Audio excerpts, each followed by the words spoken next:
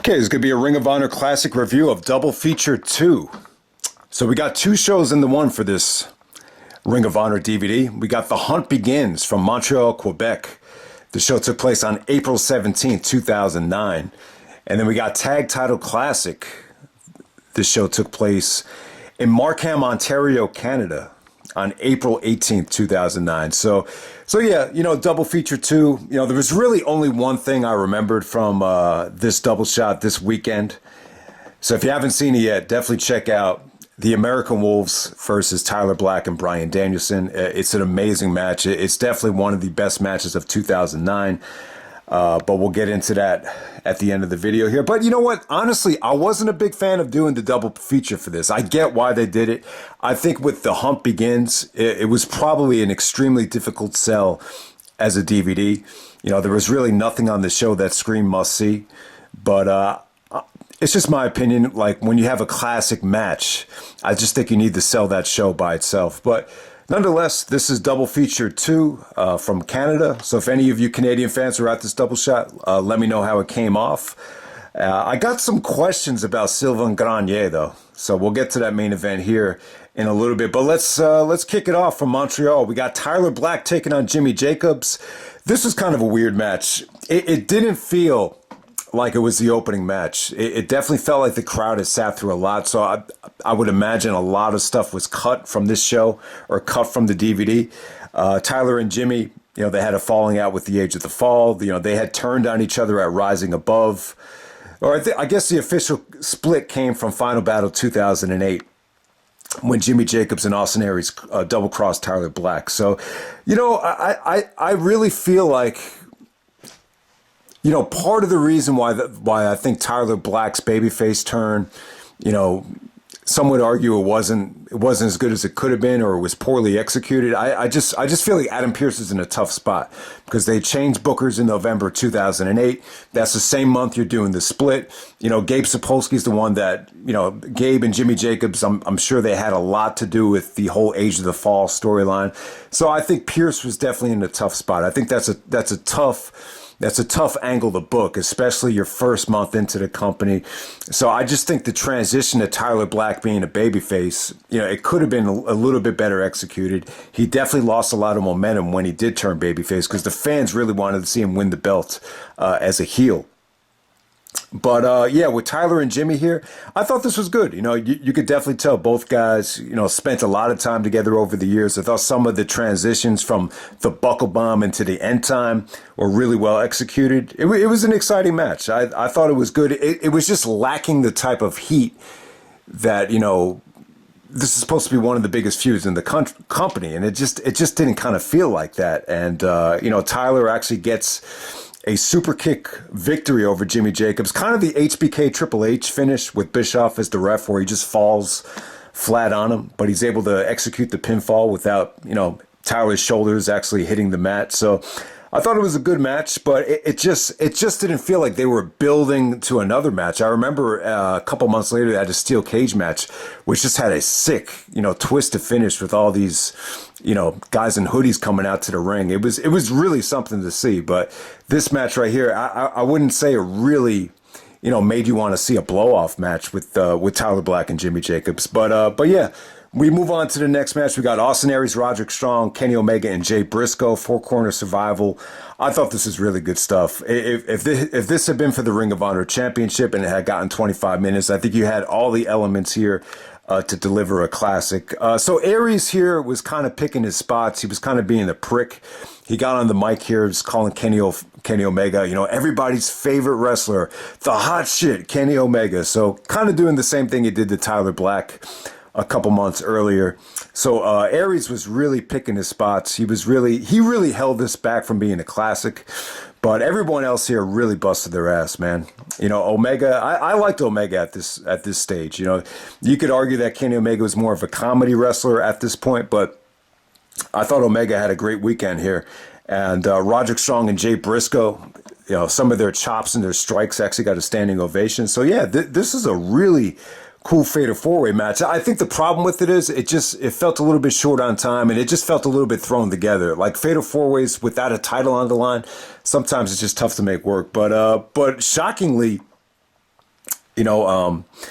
Kenny Omega actually countered the brainbuster to Austin Aries and pinned him with a backslide. So I don't know if they were planning to do the rematch in Canada at that point. But, later on that year at the Omega Effect, I believe that was in Ontario, Austin Aries actually got the win back by beating Kenny Omega. That time the Ring of Honor title was on the line. But, yeah, this is a sweet fatal four-way. This was definitely one of the highlights of the weekend. Next up, you got Claudio Castagnoli. Some of you guys know him better as Cesaro, and Jimmy Rave. Jimmy Rave is out there with Prince Nana at the time, taking on Brent, Albright, and Colt Cabana. This is a little bit bland. I would definitely say this. Going right before the main event, this was definitely a tough sell. This definitely felt like something that you could have seen in a filler show on HDNet. It really had that type of feel to it. But, at the same time, it really wasn't bad. You got to see Colt Cabana and Jimmy Rave just come back to the company. So, the fans were excited to see them back. I guess putting Brent Albright with Colt Cabana, two guys that had just gotten fired from WWE, so that made sense. But, this was just about giving Jimmy some heat here. Prince Nana actually, got a hand of Brent Albright's boot, and Jimmy Rave got the pinfall there. The match wasn't bad. It was probably one of the blandest things of the weekend. So we'll move on to the main event. We got Kevin Steen, El Generico, and Bryan Danielson taking on the American Wolves and Sylvan Grenier. So the fans really were not into Sylvan Grenier. He actually came out and sang the American national anthem. And that's the thing I've always loved about Ring of Honor. The Ring of Honor fans have always been very colorblind, very, non-biased. As long as you're a great wrestler, they'll pay you respect. So, the funny thing is Sylvan Grenier is in Montreal. This is his home town, his home country, or whatever, or home province, whatever you want to call it. And it's funny because I remember I think it was in May of 2004 when Benoit was the champion. It was Benoit and Edge. I think they were the tag team champions at the time, and they were taking on La Resistance in Montreal, and they booed the crap out of Benoit and Edge. And it's funny because, Chris Benoit is one of the best wrestlers of all time. He's my favorite wrestler of all time from an in-ring standpoint. And the funny thing is, Benoit is actually born in Montreal, and they were booing the crap out of them in favor of La Resistance, because obviously La Resistance, they're French-Canadian tag team. So, but here, they booed the crap out of Sylvan Grenier. They weren't into him. Sylvan, he kind of had that, generic, developmental WWE body at that time, before the wellness policy. That's the kind of look they were looking for, like the Chris Masters look, the Rene Dupree look. So, but yeah, he was awful in the ring. He single-handedly, brought this match down. And, but I'll say this about the main event of the Hump Begins. This is one of those, matches that it's really fun to watch live, but it just doesn't have any replay value on DVD. Now, the bright spot is you got Bryan Danielson out there. You got the American Wolves out there. You got Kevin Steen and El Generico. Whenever Sylvan Grenier was out of the ring, it was a lot of fun. It really was. The ending was really cool here. El Generico must have gotten hurt because the next night he was actually on crutches, but he was able to suck it up and get through the match. He didn't really notice anything too bad about it. Danielson and Edwards had some really, really, creative sequences here. It was really, the first time you saw Danielson mix it up with the Wolves. So that was definitely a selling point. And the ending was really fun. The ending was a lot of fun because you had Kevin Steen doing the sharpshooter because they're in Montreal, Danielson doing the cat of mutilation, Generico hitting the brain buster, and Sylvan actually taps to the sharpshooter.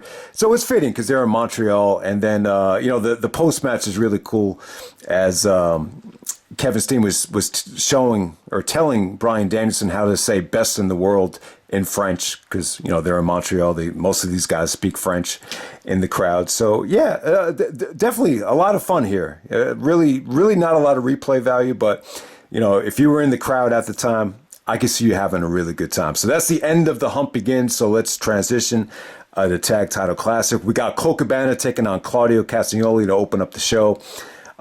Pretty much a comedy match here. Lots of fun, but at the same time, it didn't really overstep its boundaries and try to put on a classic. But yeah, Colt and Claudio, I felt like they had a lot of these matches at the time because, this is the whole HDNet era.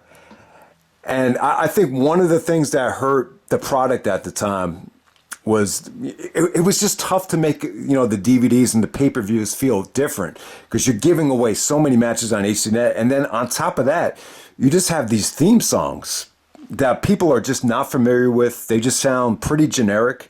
And the fucked up thing, like when I go back to the Fatal 4-Way, Jay Briscoe actually comes out to Austin Aries' theme, and no one even noticed it. And so that's one of the things that I think definitely hurt the show. Like when Bryan Danielson came out, you got guys going like this song sucks, where's Final Countdown? So I just wanted to make that point about the themes.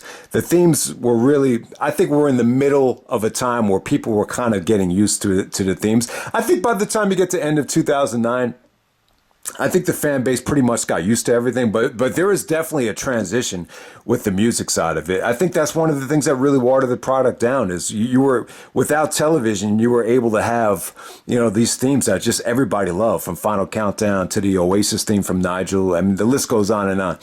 All right, so move on to Austin Aries, Rhett, Titus, and Kenny King taking on Kevin Steen, Generico, Dose, and Kenny Omega. So Generico is on crutches. Austin Aries was really sympathetic, but then at the end, he actually kicks Generico while he has the crutches. So Generico Dose is actually player Dose from the Super Smash Brothers, who's had a great career. At the time, I think most people knew him from Chikara, but then he had a great run in PWG where I think, he actually won DDT 4 in 2012 with the Super Smash Brothers. And I think a lot of people probably know him in the Dark Order right now. You haven't seen him a lot in AEW, especially over the last year when it's a lot more competitive. But I think his name is actually Stu Grayson from the Dark Order. But yeah, this is the first time a lot of people have seen him, and very reminiscent of Generico. He looks like a smaller El Generico. He really does. So, I don't think he had a great showing.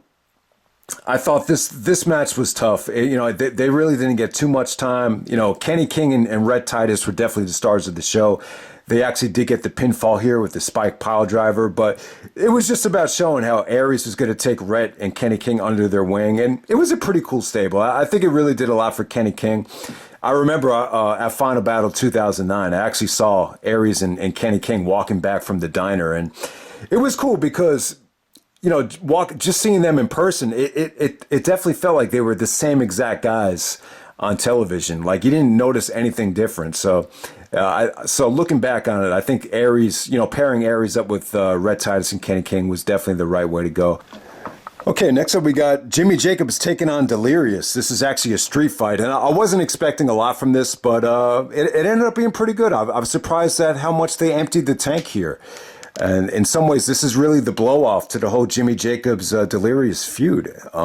So originally, Delirious got rejected by Daisy Hayes, and ultimately that was kind of the catalyst that made Delirious jump to the edge of the fall. But as time went on, I just remember Jimmy being very controlling, very bossy to Delirious, and it was actually Daisy Hayes that kind of manipulated Delirious to break away and be his own man. And Daisy actually came out to help Delirious here. And Delirious actually gets the win. So Jacobs actually takes 2 pinfalls this weekend. He actually loses to Tyler Black and loses to Delirious, which is kind of weird. I don't think Jimmy had a great 2009. I really think the booking, I hate to say it, but I think Gabe leaving Ring of Honor and, the booking duties being passed over to Pierce, I think it probably affected Jimmy kind of negatively because I always felt like Gabe and Jimmy Jacobs were always kind of on the same page. It almost felt like they were, had like a father-son relationship. That's just how it felt like from the outside looking in. But yeah, the match was good. It ended up being a hardcore war, tons of chairs. Lots of, shadows over hill. Delirious misses into the chairs that, the ring was filled up with all these chairs like it was ECW. Lots of good drama here. So Daisy Hayes actually helps Delirious win this thing. And it was all right. It was pretty cool. I just wasn't expecting anything, over the top. And you really got something that really over-delivered, in my opinion. So really good stuff there between Jimmy and Hunter, a.k.a. Delirious. And move on to Jay Briscoe taking on Roderick Strong. This was solid stuff, man. This was really, really good. it felt like it was a very friendly and competitive rivalry that they had. They actually did a promo backstage, and it really felt like Jay and Roderick were like best friends. It really did. And the matches just had a level of comfort and a level of just very, very crisp stiffness between them. I mean, when you look back in the history of Ring of Honor, I don't think two guys have ever chopped the crap out of each other. At least the guys on the main roster, taking away the Japanese influence and everything like that. But Roderick and Jay, they delivered some sweet chops, some really, really stiff strikes between them. It was just crisp, man. It felt competitive. I think with this match right here, it wasn't quite as good as the match that they had at Styling and Profiling. That was actually the Ric Flair show. Ric Flair is actually on the cover of that show. That show was in Collins, I think it was Collinsville or Collinsworth, Illinois, if I'm not mistaken. Dave Prazak was actually saying that was one of the best openers in Ring of Honor history. It sounds pretty generous to say that, but I remember that being really good. I mean, it just had a hotter crowd. This was a little bit tougher because they were going on right before the main event, but the crowd was still great here. I mean, there were a couple of moments where it was a little bit dry, but for the most part, I think Jay and Roderick had great chemistry. So, this was more of a competitive rivalry. I remember their match for the Ring of Honor World title and Only the Strong Survive when Strong was champion. That was a classic match. And I just wish they had went back to this. And I always felt like Roderick definitely should have had a second title reign around the time when Jay Briscoe and Jay Lethal and Adam Cole were champion. So I really feel like Roderick should have had. I think that would have been more appropriate to give Roderick a second reign around 2016. But their matches were always a treat to watch. So I've just without a doubt, I think Jay Briscoe and Roderick Strong. I think Ring of Honor definitely could have gotten a lot more out of it because both guys are friends and both guys worked really well in the ring. Awesome stuff right there. The fans actually gave them a standing ovation. It was that good. Next up, we got the American Wolves taking on Tyler Black and Bryan Danielson for the ROH tag team titles. So the Wolves, I think this is actually the first. These are the first Ring of Honor shows that have taken place since. The fan base was able to actually watch the Wolves actually beat Steen and Generico for the tag team title. So I think that's why the first show is called The Hump Begins. But yeah, this tag match is incredible. So it's actually a 45-minute time limit. I would definitely say this. This is the best tag team match Eddie Edwards and Davey Richards were a part of.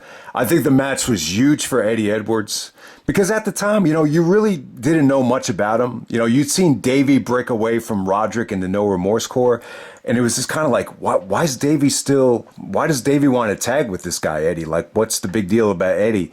But over time, he just learned how great he was. And I would go so far as to say that I actually prefer Eddie's Ring of Honor title reign over Davey's. So I was really, Eddie Edwards came a long way. He really did. I thought he got better and better. And this was really like the first weekend where I think people just realized, this guy is, on the same level as all these other guys. Okay, so from Tyler Black and Bryan Danielson's standpoint, I think it was huge for Tyler Black. I think Tyler really wanted to get away from that whole darkness with the Age of the Fall storyline. And I think he wanted to just show that he was a great wrestler and that, when you think of Tyler Black, you think of, he wanted to fit in with, some of these guys like a Bryan Danielson. So at this particular time, Tyler Black was full-blown babyface. Bryan Danielson here was just a veteran. He really made the thing work. He really, his selling here was just incredible. And he just provided a lot of structure and a lot of just stability to this match. And, without Bryan, I don't think the match really would have been as good as it was. So, yeah, Danielson was great here, too, like in terms of, just the WWE style from him. You could even tell in this match that if he went to the WWE, he was gonna be great. He just had some really, really good comebacks here, some really good striking from Danielson's standpoint. So, yeah, I thought Danielson was great here. I mean, if I would have to pick an MVP of the match, I would have to say Davey Richards because Davey was just in such a zone right here. He was just an animal. Like, I would definitely say Davey, was just he was just reaching a point where you just had to say, he was the most explosive and the most intense wrestler in Ring of Honor at the time. So, yeah, Davey was just, approaching godlike territory, at this point in 2009, especially after WrestleMania weekend. So, yeah, the match is really good, man. It was really awesome. You just, like I said, man, Danielson had some really good. He sold the shit out of his hamstring. Davey and Eddie were going to work on the hamstring, and Danielson just sold it really well. You could even see some of the scarring on the hamstring, believe it or not. Tyler took some amazing bumps here. Every time he went for the Phoenix Splash, they had a counter for it. He took a table bump into the table at ringside after the Phoenix Splash. And when he went for his Phoenix Splash again, Davey actually did the avalanche German suplex to him. Probably the sequence of the match was when Davey and Eddie, I believe it was, Davey goes for a German, Eddie hits him with the super kick, and then all of a sudden Eddie actually does a jackknife pin, and then Danielson breaks it up as Eddie went for a bridge. I mean, the crowd went crazy for that. So, yeah, just some amazing sequences here. The match is just really, really good, man. It's just there's just too much to talk about. I think the only thing that I don't like about it is the time limit draw. I would definitely say this. Towards the end of the match, the cattle mutilation stuff was kind of corny. So Tyler and Bryan went for a double cattle mutilation. It felt a little bit weird, but Tyler Black didn't really have a submission. So you could argue that, maybe that was the right way to go. And then right before the time limit expired, Tyler actually hit the God's Last Gift. It was kind of a variation of a fisherman superplex. I actually like that finish. But, I think this is the problem. When the ring announcer called for a 1 minute, there's only 1 minute left in the time limit, the fans just started booing like crazy. So I think that definitely hurt the match a little bit. Plus, it's the American Wolves' first title defense. I don't think it would have done Tyler or Bryan Danielson any harm in doing the pinfall. Both guys missed a lot of the summertime. Tyler Black actually had to get neck surgery. I think it was after June. And Bryan Danielson missed the bulk of the summer, pretty much all of the summer, June, July, and August because of a staph infection. So, yeah, I definitely think you could have had the American Wolves go over clean here. I don't think it would have hurt them. So I think the 45-minute time limit, that's the only thing I would have taken away from it. I definitely think you could have went 45 minutes. I just don't think you needed to do the time limit draw. But yeah, I mean the match is still great. I would definitely say this. It's probably Bryan Danielson's best tag match ever. I mean, I can't think of another Bryan Danielson tag match that was better than this. Bryan did team with Nigel to take on the Briscoes, but that was nowhere near as good as this. I mean, the Wolves have had some incredible matches involving ladders and stuff like that, but from a wrestling standpoint, I would say that this was their best stuff together. But yeah, this was incredibly good, and the ring psychology stuff from Danielson was great. I thought Danielson's selling was as good as it ever was here. I mean, it really was good, and Tyler was just an athletic beast here. It finally felt like the handcuffs were off Tyler, and he was able to really blend in with these guys. And the funny thing is, they did a promo with Danielson and Tyler before the match, and it's just amazing to see how far both guys come in terms of promos, especially Tyler Black. I mean, he's in a zone right now with his comfort in front of the camera. But at this time, it's like you could just tell, man, he was really just kind of, just trying to get a foot in the door. It definitely felt like that. But, yeah, I mean, the match just really reminds you of how good Davey Richards and Eddie Edwards were. So I would actually say, man, I kind of feel bad. I just felt like at that time, yeah, Jerry Lynn was actually the champion. It just felt like they never got it right, especially when they made the booking change with who the Ring of Honor champion was at that time. I just wish both Davey and Eddie had better reigns. I just felt like they were, both of them were poorly managed. Even Tyler Tyler Black's reign was poorly managed to a degree, but you could argue that he had a lot to do with it, with kind of using it as a stepping stone to the WWE. But yeah, make no mistake about it, man. I would say this: when you look back at Ring of Honor in 2009, it's Bryan Danielson's best match of 2009. I mean, the only Ring of Honor match I will put over it is the Kenta Davey match from Supercard of Honor. That's really it. I'd actually I put anything that Danielson did during the Final Countdown tour over this, without a doubt.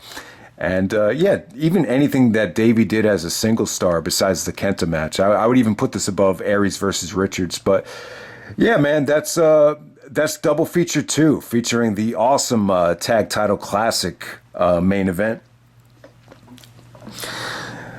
So that's pretty much it. But in terms of what Ring of Honor is going to do next, if anyone caught the press conference with Tony Khan, it does look like he'd be open to doing a Ring of Honor show the day before some of the AEW pay-per-views, like maybe doing the ROH show on a Saturday, and then you have Double or Nothing on the Sunday. He said the only pay-per-view it wouldn't work for is Full Gear because of football season. But yeah, it should definitely be interesting to see what Ring of Honor does next. In terms of Davey Richards, though, so Eddie's still in Impact. Obviously, he's not quite the same guy as he used to be, but I was reading PWI at Barnes & Noble's the other day. It looks like Davey actually competed in Terminus. He looks like he's still in pretty good shape, so it'd be really cool to see if Tony Khan wants to make a deal with Davey Richards. I'd love to see it, but Davey's one of those guys. I look at him like a Derrick Rose and Russell Westbrook. You just don't know how long his life expectancy is going to be because of his style. So and his age and everything. I think he's actually going to be 39. I think he's going to be 39. Coming up in May, actually. So who knows how much longer Davey has left. But yeah, in terms of PWG, I just ordered Battle Los Angeles 2022. It actually shipped today. So yeah, I was a little bit skeptical at first because you just haven't done it in a while. Like, when's the last time? I haven't ordered a DVD since Bola 2017. So it's almost been 5 years. But yeah, man. So I'm looking forward to that, and we'll see how Battle Los Angeles 2022 comes out. But just wanted to share with you Ring of Honor's Double Feature 2. God, that main event was incredible. This was a good time for Ring of Honor. I thought Pierce got off to a slow start as the booker. I really did, but I feel like once you got past the anniversary show and WrestleMania weekend, he really started to hit his groove, and 2009 ended up being a good time. I just feel like HDNet kind of watered down, the product to a degree with the themes, and I think it had to be tough for him. It was probably really tough because you had to keep these DVDs fresh. And when you have HDNet tapings every week, it's kind of like, well, how do we make it different from the HDNet taping? So that's what really was going through my mind, during this whole show. But yeah, man, that's the hump begins in Tag Title Classic 2 from Canada as part of the Double Feature 2 show. So hope you guys enjoy the review, and I'm out. All right.